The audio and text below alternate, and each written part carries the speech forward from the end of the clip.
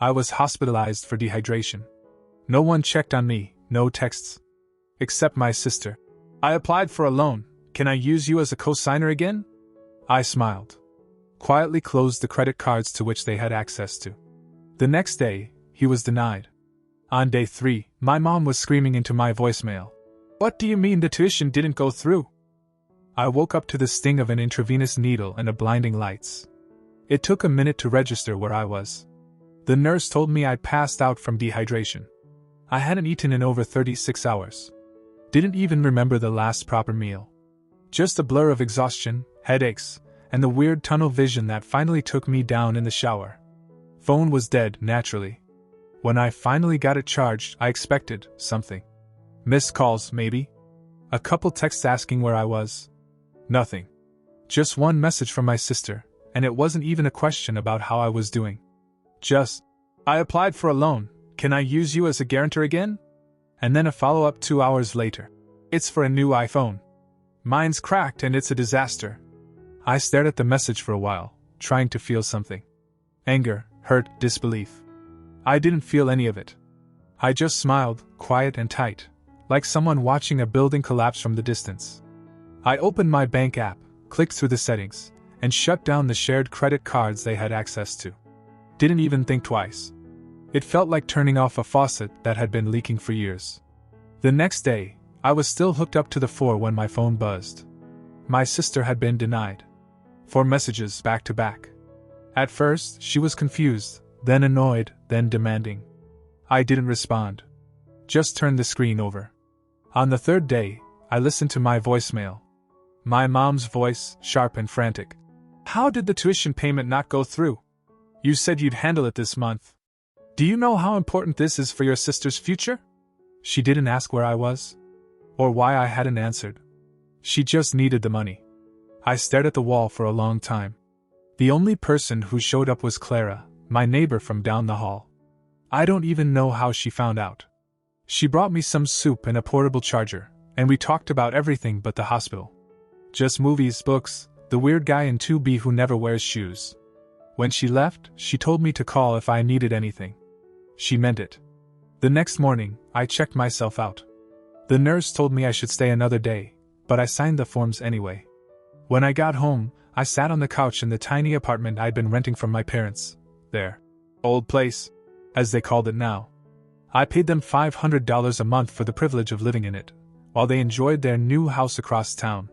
Not enough room for me there, apparently. My sister and her boyfriend had one of the bedrooms. I sat there, looking around at the space that had become mine only because they didn't want it. I saw the key rack by the door and counted 3 extra sets of keys that weren't mine. I got up, walked to the hardware store 2 blocks away, and bought a lock kit. That evening, I changed them all. They'd find out soon enough. It didn't take long for them to notice. The morning after I changed the locks, my sister showed up. She tried her key, probably still on autopilot, expecting to walk in like she always did. I watched the handle jiggle from the other side of the door. Then she knocked. Lightly at first, then louder. Her voice filtered through. Alex? Hello? What the hell? My key doesn't work. I stayed silent. She pounded on the door for a full minute before giving up. A few hours later, my phone blew up. Her text came in rapid fire. What did you do to the locks? Why are you being such a weirdo? Let me in, I left my charger there. Then she shifted gears. I have class tomorrow. I need the charger. Seriously. What is your problem? I put the phone face down. It felt better not answering. For once, not being their doormat was oddly peaceful. Around noon, my mom called. I didn't answer. A few minutes later, I heard a car door slam outside. I looked out the window and saw her walking toward the apartment building with that determined look she always had when she was about to make everything about herself. She knocked. Not hard, not desperate. Just that same casual rhythm, like she expected me to open up and apologize for something. I didn't. She started calling my name. Said she knew I was in there.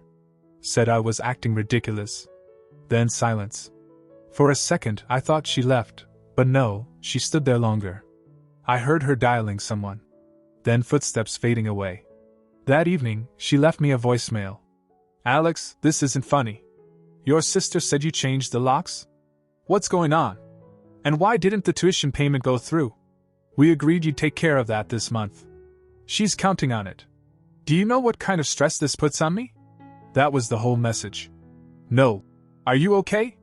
Not even a vague acknowledgement of what might have caused this sudden change. The next morning, I heard loud knocking again. This time more forceful. I looked through the peephole and saw both of them, my mom and dad. And standing beside them, a police officer. I cracked the door just enough to be seen. The officer glanced down at a clipboard. You Alex? I nodded. They say this apartment belongs to them. I handed him the lease. I'd signed it when I first moved in. My dad had insisted on treating it like a real rental, said it was to teach me about responsibility. Not like they needed the money, but they liked to remind me they were doing me a favor. The officer read it over, then looked back at them. He's paying rent. He has the right to be here. Unless you go through eviction court, there's nothing we can do. They didn't look surprised.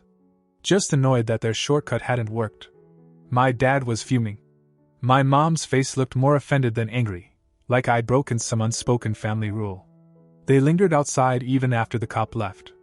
I let them stew for a while before opening the door again. They took that as an invitation to walk in, but I stood in the doorway and didn't move. I told them about the hospital. About the days I spent there without anyone noticing. About how the only message I got was from my sister, asking to use me for a loan, not even checking how I was. About how Clara, my neighbor, showed up while my family was silent. They didn't react. Not a word of surprise. No apology. My dad scoffed and said I was being dramatic. My mom actually looked offended. You don't get to punish everyone because you had a bad week, she said. Your sister is in school. You know how much pressure she's under. You're the older one. You're supposed to help. Then she dropped it. You have 2 days. Pack your stuff. We're terminating the lease. Just like that. I didn't argue. I just said, okay. And I meant it. I packed everything I owned in 2 days. Booked a moving van, loaded it up alone. Found a 1-bedroom across town, older building, ugly carpet, a view of nothing. But I had a lease in my own name. No one else had keys. 3 days after I moved out, I got a message from my dad. Call the bank. Something's wrong with the cards. I didn't respond. Then it was my mom. Did you do something to the joint accounts? We can't access anything. I turned off the phone. That night, my sister messaged me again. Mom says none of the payments are going through. What did you do? I slept better than I had in years. They didn't show up right away. First, there were more texts. A voicemail from my dad trying to sound calm, asking if I could just explain what was going on. Another from my mom, less calm, accusing me of sabotaging the family. I ignored them all. But 5 days after I moved out, they showed up. I was in the kitchen when I heard the knock. It was firm. Not impatient, but intentional. I looked through the peephole. My mom. My dad. And of course, my sister, standing slightly behind them with her arms crossed like she was doing me a favor just by being there. I opened the door partway. Enough to show I wasn't hiding. They didn't ask how I was. My mom jumped right in. You've made your point, Alex. But this has gone on long enough. You need to restore access to the accounts. I looked at them and said, no. She blinked. My dad stepped in. You're being petty. This isn't how families work. You don't punish your parents. I told them I wasn't punishing anyone. I was done being used. I was done paying tuition and phone bills and pretending like any of it was okay. I said they didn't even bother to check on me in the hospital. My sister rolled her eyes. I needed that phone, Alex. My classes are online. What was I supposed to do, carry around a cracked screen like a loser? That sentence alone almost made me laugh. But I didn't. I just told them I wasn't giving them anything. Not money. Not access. Not time. My mom's voice went cold. You've always been selfish. I see it now. No wonder you don't have a wife. Or a real job. That one landed. I felt it. But I didn't respond. I said, I think you should leave. My dad narrowed his eyes. You really want to do this? I nodded. So they left. No slamming doors, no final words. Just turned around and walked down the hall. I watched from the peephole until they were gone. The next week was quiet. Almost too quiet. Then the messages started again, this time not asking, but begging. My mom said she didn't know how to pay for next semester's tuition. My sister sent a voice note crying about how everything was falling apart. My dad's message was shorter. Let's talk. I didn't answer. But a small part of me wondered if they were finally changing. It was stupid, but I wanted to believe maybe they saw it now. Maybe they were starting to understand. So 2 weeks later, I messaged back. Told them they could stop by. One visit. Just talk. They came that Saturday. My mom brought store-bought cookies like this was some awkward reunion. My dad sat down like it was a boardroom negotiation. My sister stayed on her phone the entire time. They didn't ask how I was. They didn't mention the hospital. They didn't apologize. Instead, they asked when I was going to snap out of this phase. My mom called me vindictive. My dad said he was disappointed. My sister said flat out, "You're acting like a jerk." I stood up and told them to get out. I didn't raise my voice. I didn't yell. I just said it once. They stood. My mom looked around like she was about to take something with her. My dad muttered something under his breath.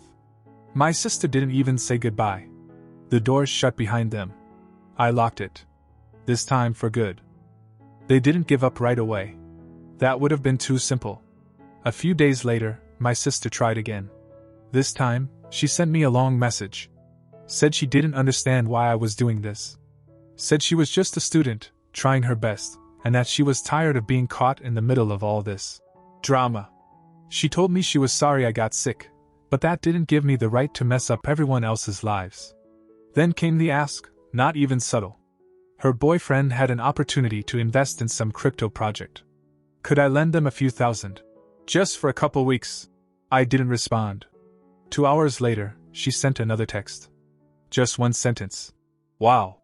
You've really changed. Yeah. I had. By the end of that week, the begging turned into silence. Then, the silence turned into something worse, fake kindness. My mom messaged me asking if I wanted to come over for dinner. She listed out the food she was going to make like it was a bribe. My dad followed up the next day, asking if I needed help with car repairs, which I didn't. They were trying to bait me back in, and I could smell it from a mile away. Then I got a message from my aunt. She asked me if I was okay. She said my parents were telling people I'd gone off the rails, and was lashing out at the family. That I was unstable. That they were worried about my mental state. She didn't buy it, but it was making its way around the family. I told her everything. The hospital. The messages. The locks. The eviction. The whole mess. She didn't even hesitate. She said, "That's abuse. Don't let them make you feel guilty for finally standing up for yourself." That was the first real support I'd gotten in weeks. Apparently, word got out faster than I expected. A couple of cousins messaged me quietly saying they'd heard the story. Most of them weren't surprised. Everyone knew my parents favored my sister. They just didn't know how deep it ran. Even her boyfriend reached out. He didn't say much, just, "Hey man, I didn't know all that happened. I thought they were just being strict with you or something. But yeah, I get it now." Weirdly, that part hit me hardest. He was always kind of clueless, always tagging along like a golden retriever. But now he sounded like someone slowly realizing he jumped into a pool and just noticed it was full of sharks. The final straw came a week later. My mom left a message saying they needed my help to refinance part of their mortgage. My sister's tuition hadn't been paid. Their credit cards weren't working. Everything was in chaos. She said I was the only one who could fix it. I listened to the message once. Then again. And then I deleted it. The next morning, I left an envelope at their front door. Inside was a copy of my new lease agreement. The name of the complex, the address blacked out. A note on top. "You won't find me. Stop looking." It wasn't dramatic. It wasn't revenge. It was just a line in the sand. I should have known they'd find me eventually. The lease I left at their door had the address blacked out, but they must have recognized the building name. Or maybe they followed me one day. Either way, on a quiet Thursday evening, I got the knock. Not the buzzer, the knock. Which meant they were already inside the building. When I opened the door, it was all three of them, my mom, dad, and sister, standing in a crooked line like they didn't know who was supposed to speak first. It was my mom who broke the silence. "You've made your point," she said. "No hello, no anything. Just that, like this was some stunt I'd pulled for attention." I didn't say a word. "We came here to move forward," my dad said next. "But this hiding, cutting off the credit accounts, all of it, it's not right. You're acting like a stranger." My sister leaned against the doorframe like she couldn't believe she had to be there. "I had to borrow money from his parents," she said, nodding toward her boyfriend, who, thankfully, wasn't with them. "Do you have any idea how embarrassing that is?" I almost laughed. Not because it was funny. Just because this was it. This was their big effort to make things right, telling me how hard it's been for them since I stopped funding their lives. "You changed the locks," my mom continued. "You moved without telling us. You locked us out of our own home." It took me a second to process that. Our home. Not mine. Not the apartment I paid $500 a month for, while they used it as their personal storage unit and hangout spot whenever they wanted. No, it was still theirs in her mind. "You think Clara would still talk to you if she knew how you treat your own family?" my sister threw in. That one was so off base it actually stunned me for a second. As if Clara, the one person who showed up at the hospital, would suddenly side with them. They weren't there to apologize. They were there to rewrite the story. My dad sighed. "Look, we need to access the cards again. Just until the refinancing goes through. Your mother's handling tuition, your sister has classes. We're not asking for a handout. We're asking for you to step up. You already proved your point," my mom added. "Now be reasonable." I said nothing. Just walked to the counter, grabbed the old lease they made me sign back when I moved into the apartment, the one they tore up after kicking me out, and handed it to them. I watched as my dad took it, stared at it, and then let it hang at his side. My mom's voice got low. "So that's it then?" I nodded once. She looked around the apartment like she expected to find a version of me that she could still guilt into giving in. But all she saw were boxes half unpacked, an old couch from Craigslist, and a folding table I used as a dining area. There was nothing left to manipulate here. "Don't expect to come back for the holidays," she said finally. I stepped back and closed the door without another word. The lock clicked. That was it. I waited a few minutes, watched through the peephole. They didn't argue. Didn't bang on the door. Just stood there like they'd expected this to go differently. My sister was already scrolling on her phone. My dad shook his head and turned to leave. My mom hesitated, like she wanted to say one more thing, but didn't. An hour later, the messages started. From my mom. "I hope you're proud of yourself. Your father's heart can't take much more of this." From my dad. "We tried. You've made it clear who you are.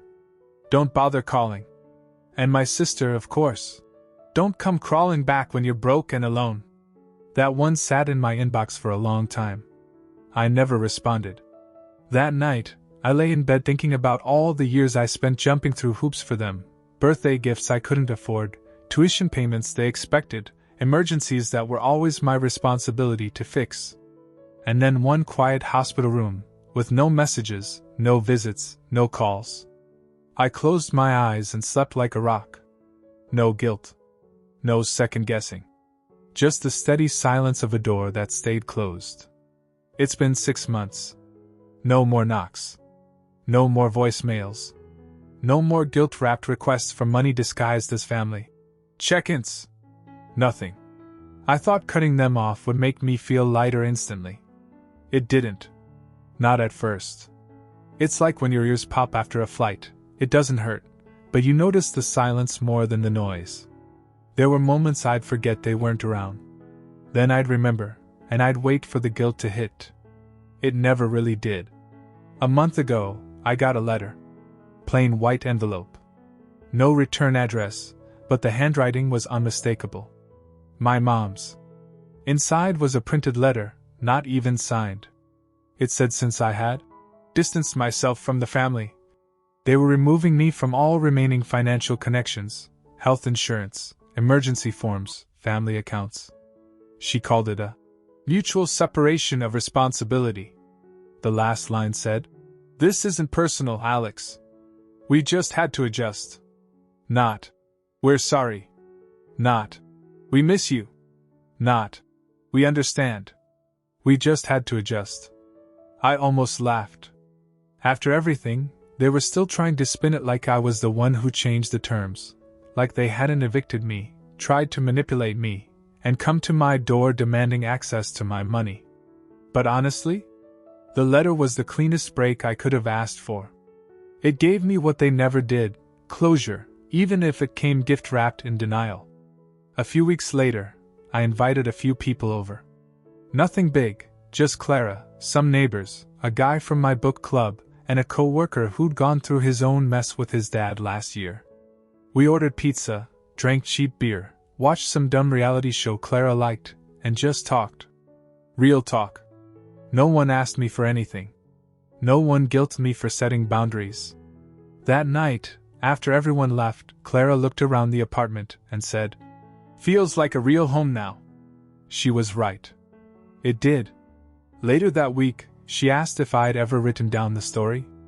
I said no. I mean, how do you even start explaining years of being treated like an ATM wrapped in guilt? You should, she said. You never know who might need to hear it. So I wrote it.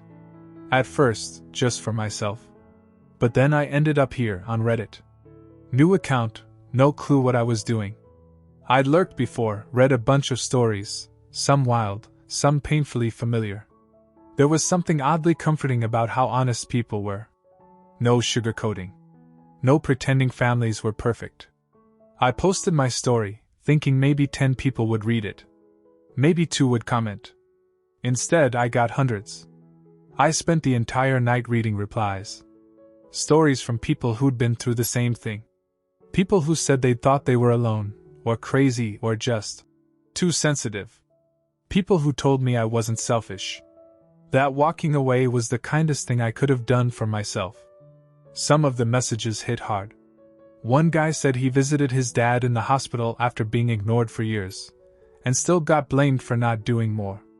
Another said she hadn't spoken to her mother in 12 years and that peace was the best gift she ever gave herself. And a few said they weren't there yet, but after reading my post, maybe they could be. I kept checking back. Kept refreshing the page. It was like someone had cracked open a door I thought was welded shut. I don't think I posted to be understood. I think I posted just to say it out loud. To say, this happened. It was real. It hurt. And I got through it. But being understood? That's what made the difference. I don't know if I'll ever talk to my parents again. I don't think they'll change. Maybe someday they'll try to spin a new version of the story where I came crawling back, grateful for their tough love. But I won't be there to hear it. My sister? Last I heard, her boyfriend moved out. My aunt told me he couldn't take the constant drama. Said something like, "Your family never sees a fire without pouring gasoline on it." I actually like that guy. Hope he's okay. As for me, I'm figuring it out. I got a better job. I'm learning how to actually cook, instead of just boiling pasta and hoping for the best. I started reading again. Writing more. I've even made a habit of walking around the neighborhood after dinner. There's a little bookstore nearby that stays open late, and the guy who runs it gives me weird recommendations every week. Last time, it was a novel about a guy who disappears from his family and never looks back. Fitting, I guess. I'll probably post more. Not always about heavy stuff, maybe a few good neighbor stories, or some of Clara's conspiracy theories about the guy in 3C who wears sunglasses at night. But for now, I just wanted to say thanks. To everyone who commented, who read, who messaged, you made me feel less alone in a way my own family never did. If you're still in the middle of it, the guilt, the confusion, the second guessing, just know this. Your peace is worth protecting. You don't owe anyone access to your life just because you share a last name. Thanks for reading. I'll be in the comments.